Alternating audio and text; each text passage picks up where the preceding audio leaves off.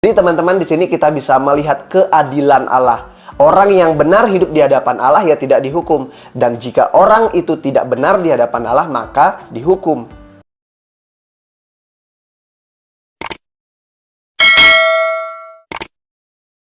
Halo teman-teman semua, selamat datang kembali di channel Bang Kepo Rohani. Dan selamat datang bagi teman-teman yang baru mengunjungi channel ini. Terima kasih kepada kalian yang sudah mensupport channel ini dari awal sampai hari ini. Kepada kalian yang sudah mensupport channel ini dari awal sampai akhir dengan cara subscribe, like, comment, and share videonya. Serta bagi kalian yang belum menekan tombol lonceng, silahkan tekan tombol lonceng agar mendapat notifikasi apabila ada video terbaru dari channel Bang Kepo Rohani. Oke teman-teman, kita langsung saja akan melanjutkan pembahasan kita tentang Abraham. Jadi kita masih berbicara tentang fakta-fakta tentang Abraham. Fakta ke-6, sunat sebagai suatu perjanjian. Jadi teman-teman, pada waktu itu Abraham berumur 99 tahun. Firman Tuhan datang kepada Abraham dan meminta kepada Abraham untuk hidup tak bercela dan tak bercacat di hadapannya. Intinya, Allah mau bahwa Abraham tetap berada dalam aturan-aturan Tuhan, dalam perlindungan Tuhan, sehingga setiap janji yang sudah Tuhan ucapkan kepada Abraham tidak akan hilang begitu saja. Oleh sebab itu Allah meminta kepada Abraham untuk hidupnya tak bercela di hadapannya. Ketika mendengar firman itu, Abraham langsung sujud menyembah kepada Allah sebagai bentuk rasa hormatnya kepada Allah yang hidup yang dia sembah. Dan sejak itu teman-teman, nama Abraham menjadi Abraham yang kita kenal dengan nama Abraham. Sebab dikatakan bahwa dia akan menjadi bapa segala banyak bangsa. Begitu juga dengan Sarai. Sarai sejak itu berubah nama menjadi Sarah. Sarah ini adalah istri Abraham, sudah Bang Kepo bahas ya. Dan Allah berjanji bahwa setiap keturunan raja-raja akan lahir dari rahim Sarah ini. Jadi artinya ketika nanti Sarah melahirkan anak dan anaknya akan meneruskan dan selanjutnya. Jadi dari keturunan Sarah inilah akan tercipta raja-raja yang besar yang Allah pimpin bagi bangsa Israel. Allah mengulangi janjinya kepada Abraham tentang keturunannya. Dan Allah ingin membuat suatu perjanjian yang bisa mengikat antara Allah dan Abraham. Apa perjanjiannya? Perjanjiannya adalah sunat. Allah meminta kepada Abraham untuk setiap laki-laki yang ada di bangsa Abraham saat itu, termasuk Abraham sekalipun dia sudah tua, harus disunat dan sifatnya wajib, teman-teman. Sunat di sini sebagai suatu perjanjian yang mengikat. Suatu perjanjian yang menandakan bahwa antara Abraham dan Allah ada satu perjanjian yang mengikat dan semua itu tidak bisa dilepas begitu saja. Bahkan bayi laki-laki yang berumur 8 hari wajib disunat pada zaman Abraham ini.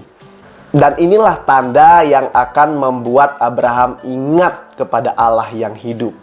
Abraham sendiri disunat di umur yang ke-99 tahun, teman-teman. Coba teman-teman bayangin, umur yang sangat tua ini karena perjanjiannya dengan Allah dan dia harus taat kepada Allah, maka dia harus disunat sekalipun umurnya sudah tua. Fakta ke-7, 3 malaikat mengunjungi Abraham. Jadi saat itu teman-teman, Abraham sedang santai di depan kemah karena memang bukan rumah ya. Saat itu Abraham membangun satu kemah dan Abraham sedang santai-santai melihat keadaan dan mungkin ya seperti biasa menikmati atau merenungkan hidup. Tiba-tiba malaikat datang mengunjungi Abraham. Kenapa malaikat sering datang menemui Abraham? Ya karena Allah ingin menegaskan janjinya kepada Abraham. Karena saat itu pun belum terjadi apa yang Allah katakan. Tapi ingat teman-teman bahwa setiap apa yang sudah pernah Allah janjikan akan dia tepati. Nah, malaikat ini datang untuk mengingat kembali kepada Abraham. Tentang janji apa? Ya janji keturunan ini. Malaikat mengatakan kepada Abraham, kamu akan memiliki keturunan yang sah dari Sarah. Tepat 1 tahun lagi aku akan kembali, maka Sarah akan mengandung anak laki-laki. Dan dia akan memiliki keturunan. Dan anak inilah yang akan mewariskan ahli waris Abraham. Jadi di sini jelas ya teman-teman, Allah sekali lagi berkali-kali datang kepada Abraham, mengingatkan kepada Abraham bahwa janji Allah tidak akan pernah gagal. Nah mungkin dalam kehidupan kita perlu mengingat bahwa janji Allah tidak pernah gagal dalam kehidupan kita, dan kita harus berpegang teguh kepada janji Allah. Setelah malaikat berbicara kepada Abram, terdengarlah semua itu oleh Sarah. Ketika Sarah mendengar, Sarah tertawa. Jadi gini, tertawa di sini teman-teman ya. Tertawa, arti dari tertawanya Sarah ini adalah meragukan apa yang malaikat katakan tadi. Jadi dalam tertawanya Sarah ini ada pertanyaan dalam hati, apa mungkin aku yang sudah tua ini bisa melahirkan? Sekalipun di dalam hatinya dia tertawa, malaikat tahu tentang hal itu. Dan dia bertanya kepada Sarah, mengapa kamu ketawa? Dan Sarah menjawab, aku nggak ketawa, dia menyangkal dan dia berbohong. Tapi malaikat, sekali lagi malaikat tahu apa yang Sarah lakukan. Fakta ke-8, negosiasi Abram dengan Allah. Negosiasi adalah suatu proses tawar-menawar antara satu pihak dengan pihak satunya. Jadi, di sini Abraham melakukan negosiasi dengan Allah tentunya. Negosiasi tentang apa? Nah, jadi teman-teman, pada saat itu Sodom ini akan dimusnahkan oleh Allah. Nah, cerita Sodom ini teman-teman ternyata mirip-mirip dengan apa yang terjadi manusia yang hidup pada zaman Nuh. Jadi mereka melakukan banyak dosa. Jadi pada saat itu Allah ingin memusnahkan seluruh kota Edom. Orang-orang yang ada di sana akan Allah musnahkan. Tetapi Abraham mengingat bahwa di sana di Edom hidup keponakannya. Siapa teman-teman? Ya Lot. Lot yang memilih lembah Yordan, yaitu Sodom ini akan dimusnahkan oleh Allah. Nah, di sini kita melihat bahwa Abraham masih menyayangi keluarganya, yaitu keponakannya. Di sana Abraham melakukan negosiasi tawar-menawar dengan Allah. Negosiasinya dimulai dari 50 orang, dan Abraham mengatakan, masakan engkau akan menghukum 50 orang benar di sana? Dan Tuhan menjawab, ya aku tidak akan menghukum. Sampai ke 45, sampai ke 40, sampai ke 30, sampai ke 20, sampai angka yang terakhir yaitu angka 10. Jadi Abraham mengatakan, sekali ini saja, sekalipun aku dengan lancang, Abraham mengatakan bahwa bagaimana dengan 10 orang ini, apakah engkau akan menghukumnya? Dan Allah pun tidak akan menghukum jikalau ada 10 orang terdapat orang-orang yang benar di Sodom. Nah, orang-orang benar yang dimaksud dengan Abraham ini adalah ternyata ya Lot ini dan keluarganya. Nah, ketika hal itu terjadi, negosiasi itu terjadi, Allah mengiyakan bahwa 10 orang ini tidak akan dihukum.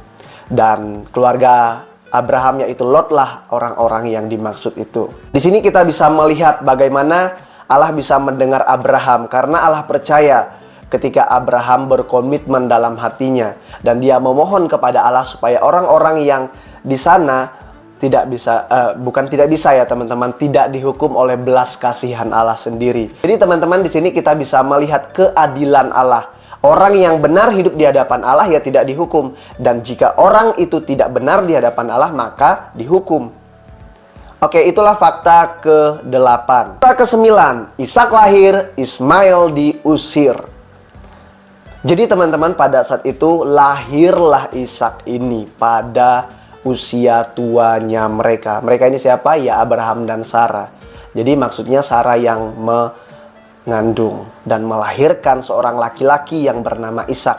Seperti janji Allah kepada Abraham bahwa akan lahir seorang putra atau seorang laki-laki yang akan meneruskan kerajaannya nanti. Setelah Ishak lahir dan pada hari yang ke-8, seperti apa yang sudah dijanjikan Allah kepada Abraham, Abraham melakukannya, yaitu menyunat Ishak di umur yang ke-8. Jadi Ishak disunat pada umur yang ke-8. Setelah disunat dan berjalannya waktu, Sarah meminta kepada Abraham untuk mengusir Hagar dan Ismail.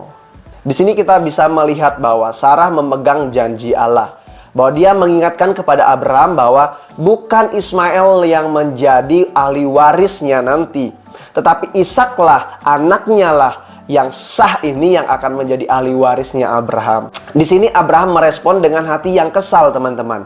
Ya mungkin Bang Kepo pikir secara manusia Ismail kan juga darah dagingnya. Tentu belas kasihan seorang bapak secara manusia ini pasti ada. Di sini mungkin Abraham kesal kepada Sarah bahwa kamu yang dulunya menyuruh saya untuk meniduri Hagar, sekarang kamu juga yang sudah mengusir, ini gimana? Tapi dalam kekesalannya, malaikat mendatangi Abraham dan mengatakan, benar apa yang dikatakan Sarah. Jadi kali ini kamu harus mendengarkan Sarah. Nah, di sini kita bisa melihat ya, apa yang dijanjikan Allah itu tentang Ismail, tentang Ishak, bahwa akan tergenapi. Sekalipun di sini Allah tidak menghukum Ismail. Ismail di sini tidak dikatakan bersalah. Hagar pun sebenarnya tidak dikatakan bersalah, karena Sarah lah dia melakukan itu. Nah, di sini kita bisa lihat ya teman-teman, Allah betul-betul memegang janjinya bahwa Ishak lah yang akan menjadi ahli waris Abraham. Tapi di sisi lain Allah juga tidak menghukum Ismail, malah Allah berjanji kepada Ismail ini akan menjadikan keturunannya banyak. Setelah Abraham menyiapkan segala sesuatunya, maka pergilah Hagar dan Ismail. Dan kita tahu bahwa penyertaan Tuhan juga menyertai Ismail. Jadi di sini Allah tidak mendepak atau membiarkan mereka begitu saja. Kasih sayang Allah kepada mereka tetap mengalir. Hanya saja yang membedakan di sini ya teman-teman, Ishak dan Ismail ini adalah mewarisi kerajaan yang dipegang oleh Abraham seperti janji Allah. Fakta ke-10, ujian berat terhadap Abraham. Ujian apa yang akan dihadapi Abraham ini setelah dia mendapatkan semuanya? Nah, setelah Ishak lahir, dia bertumbuh, dia sudah disunat, lalu dia bertumbuh besar seperti anak kecil lainnya. Datanglah firman Tuhan kembali kepada Abraham. Tapi dicatat dalam firman Tuhan bahwa Allah ingin mencoba Abraham, menguji iman Abraham. Apakah benar-benar Abraham ini taat kepada Allah? Ataukah Abraham ini bisa goyah karena dia sudah memiliki apa yang dia butuhkan? Apa yang dia butuhkan? Ya Ishak ini yang dia sudah nanti-nantikan dalam hidupnya. Datanglah firman Tuhan kepada Abraham dan meminta kepada Abraham untuk mempersembahkan korban bakaran. Korban bakarannya apa? Ya Ishak ini yang harus dipersembahkan sebagai korban bakaran. Bukan domba, bukan binatang, bukan darah binatang ya maksudnya. Tapi Ishak inilah yang akan dijadikan korban bakaran di hadapan Allah. Setelah mendengar firman Allah itu, keesokan harinya Abraham siap-siap dan berangkat menuju tempat yang dituju Allah bersama dengan Ishak anaknya dan 2 bujang lainnya. Nah, di sini Bang Kepo ingin mengingatkan kepada kita, sekalipun Alkitab tidak mencatat bahwa Abraham memberontak ya, tidak ada. Tetapi di sini kita bisa melihat mungkin saja Abraham bisa berpikir, karena yang dikatakan firman Allah keesokan harinya, artinya masih ada berselang beberapa waktu malamnya yang dia punyai untuk memikirkan segala sesuatunya. Tapi di sini kita melihat tindakan tegas Abraham. Dia tidak mau main-main dengan apa yang Tuhan katakan. Nah, di sini kita juga bisa belajar ya teman-teman, bagaimana kita taat kepada Allah lewat firman-Nya. Nah, setelah keesokan harinya mereka pergi. Dalam perjalanan selama 3 hari, Abraham coba menatap atau melihat tempat yang Allah tunjukkan kepadanya.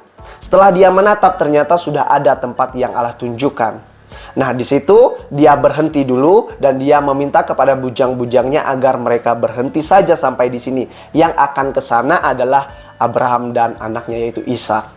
Setelah mereka melakukan perjalanan, di tengah perjalanan bertanyalah Ishak ini kepada papanya yaitu Abraham. Karena mereka sudah membawa kayu, membawa peralatan yang lain.